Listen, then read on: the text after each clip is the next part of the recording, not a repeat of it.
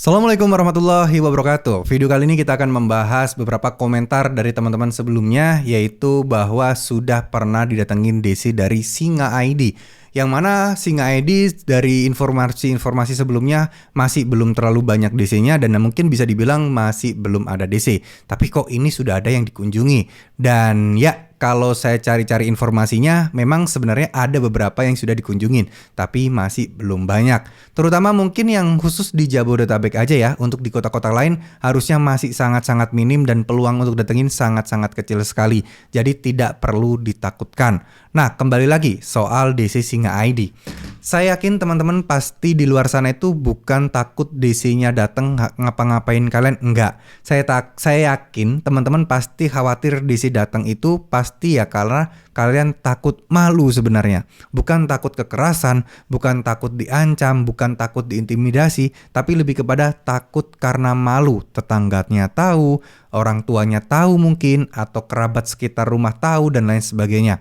Nah, teman-teman, ketika DC datang seperti ini, kemudian DC juga apapun itu ya, pinjol apapun, gak cuman Singa ID aja, saya itu pengen kalian semua, teman-teman, itu bisa lebih berani.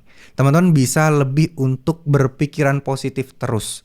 Gak semua DC itu bertindak buruk. Ya, kalau kebetulan apes dapat DC yang kurang ajar, langsung lawan, jangan dibiarkan. Lawan ini bukan dalam arti kekerasan juga, enggak.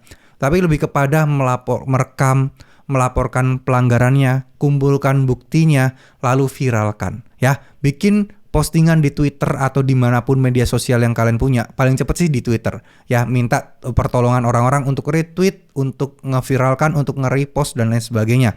Itu akan sangat-sangat membantu untuk DC-DC ini agar bisa cepat viral. Ya, tapi bodo amat masalah viral dan tidak. Yang penting kita melawan, jangan diam aja. Jika ada merasa ketidakadilan yang kalian terima meskipun ya kalian gagal bayar, tetap teman-teman harus lakukan, laporkan, viralkan.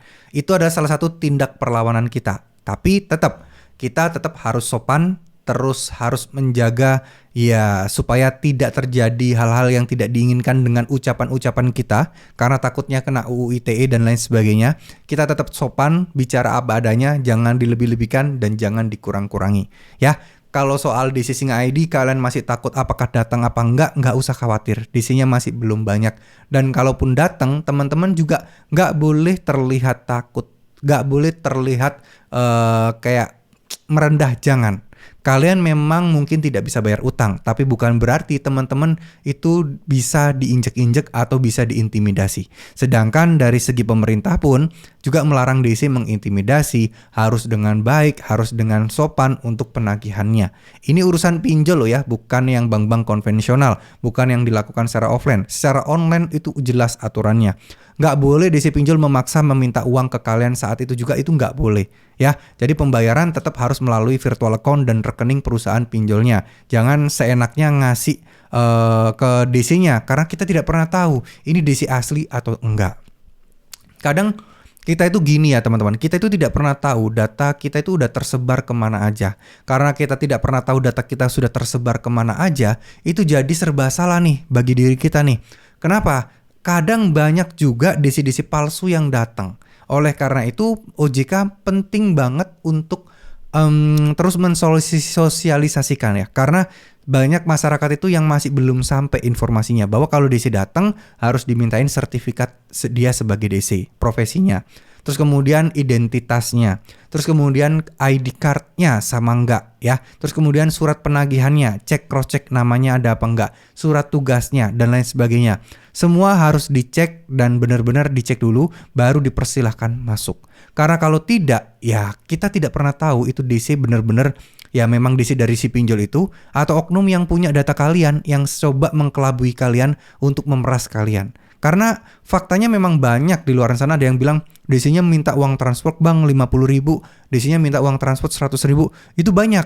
Cuman karena orang nggak mau ribet, Karena orang nggak mau DC ini di situ berlama-lama di rumahnya, akhirnya dikasih lah. Nah takutnya ini DC ya cuman main-main mereka aja, nyari-nyari uang aja gitu loh. Jadi kalian dimanfaatkan aja. Jangan sembarangan seperti itu teman-teman ya. Kalau mereka tidak mau pergi, ancam aja laporin polisi. Karena mereka sudah mengganggu kenyamanan kalian. Beda loh urusannya. Mereka mengganggu kenyamanan kalian, urusannya bukan perdata lagi, tapi pidana. Tapi kalau mereka menagih ke kalian dan kalian tidak bisa bayar, ya itu urusannya perdata. Lapor polisi pun polisi juga bingung mau ngapain. Ya ini perdata, nggak bisa dilaporin polisi juga. Nah, jadi ini beda kasusnya. Kalian jauh lebih diuntungkan sebenarnya dibandingkan DC-DC pinjol ini. Oke, semoga informasi ini bisa bermanfaat. Terima kasih, mohon maaf jika ada salah-salah kata. Wassalamualaikum warahmatullahi wabarakatuh.